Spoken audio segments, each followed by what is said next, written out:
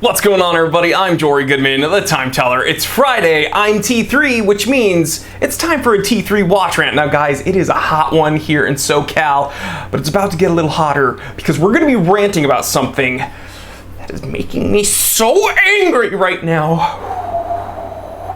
Okay, so the Submariner is pretty much invisible. I've said that before, and it's kind of a bummer, but it makes sense. That design has been used over and over and over again. Bottom line, people are just kind of desensitized to it, right? And 9 times out of 10, when an homage watch comes out, it's an homage of a Rolex Submariner. Now guys, again, homage can be said homage. It doesn't have to be homage. Like when you're saying herbs and spices, it's not herbs and spices. Come on, it's herbs, herbs. And when you say horology, it's not horology. Read 'em and weep, people, put it up. Looks like you can pronounce things differently and they can all be correct. See, the English language is complex and beautiful. I read a lot of books. But I digress, okay? It seems as though everything is an homage of the Rolex Submariner, but has the crown been dethroned? It's 4:10 p.m. Let's get down to business.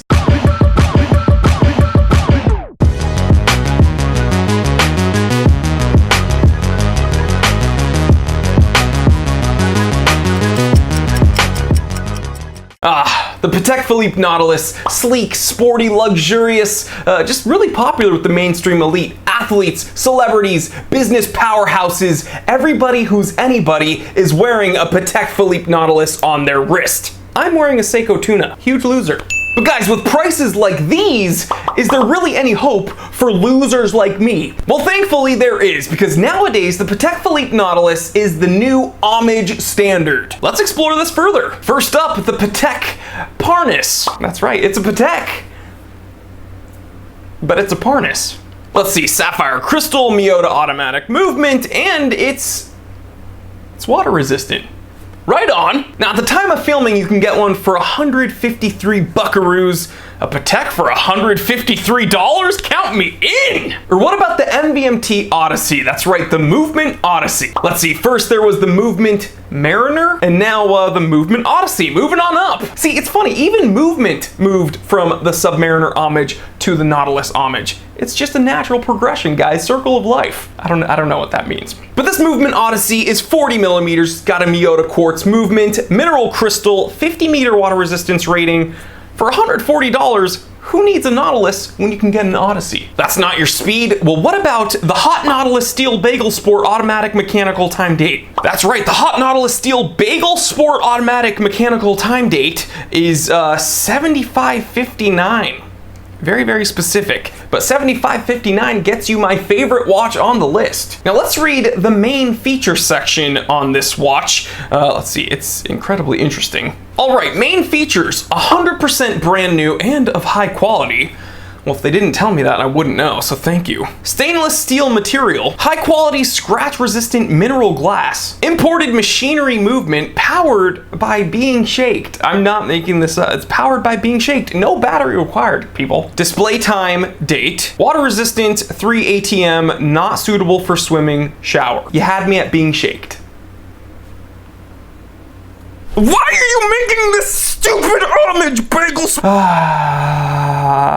What's worse for you, doing drugs in high school or having a YouTube channel where you go ballistic 5 days a week? And a bonus section actually about that Bagel Sport watch. When you scroll all the way down, it's literally just a bunch of alien writing. I think this is actually the watch you should wear if you're going to Area 51 in September. Just kidding, I do not endorse that, guys. Don't do it, it's a bad idea. How funny would it be if I titled this episode, Patek Nautilus Area 51 Watch?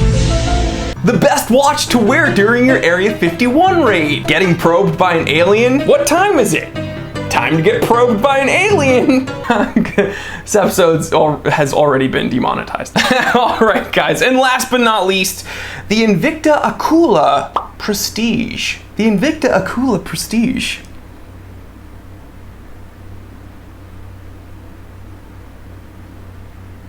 I didn't forget what to say, I'm just calming down before I explode. 58 millimeters! millimeters. Okay, guys, like we already, when the second you saw that it said Invicta, we knew it was going to be huge. 58 freaking millimeters. Okay, the whole point about the Nautilus was that it was supposed to be sleek. Okay, sleek and sexy.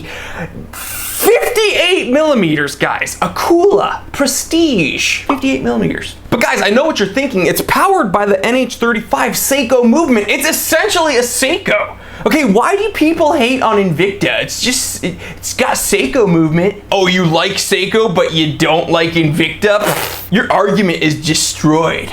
Argument invalid. But what do I know? But it's got a 200 meter water resistance rating. Super duper ugly. We all knew that. It is an Invicta. But guys, for around 200 bucks, you get this Patek Phillipe Nautilus. You know, if you fed a Patek Phillipe Nautilus a bunch of Monster energy drinks. So guys, all jokes aside, I've had some fun during this episode, but honestly, my biggest complaint about these watches is that they're just utterly unoriginal. Like, zero thought went into making these watches. Now, I'm about to give Invicta some compliments here. Invicta was actually the most original watch on the list, right? At least they made it kind of different. It was big, it was bulky, it had a little bit of, I don't know, some originality, I suppose, when you compare it to these other ones that are just straight knockoffs. But it's clear that these companies are just trying to bite off the recent popularity of Patek Phillipe Nautiluses, and yeah, they don't care about, you know, spending time making an original, nice watch. They just want your money.